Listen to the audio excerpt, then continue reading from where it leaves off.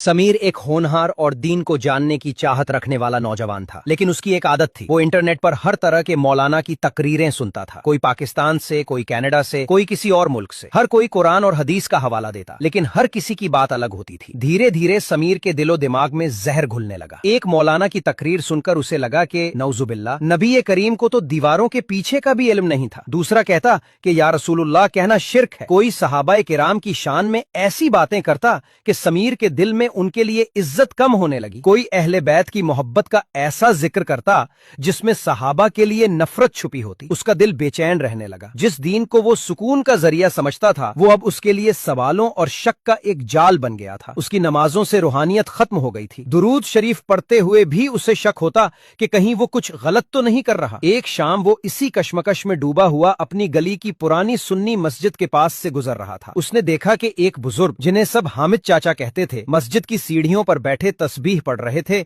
और उनके चेहरे पर एक अजीब सा नूर और सुकून था।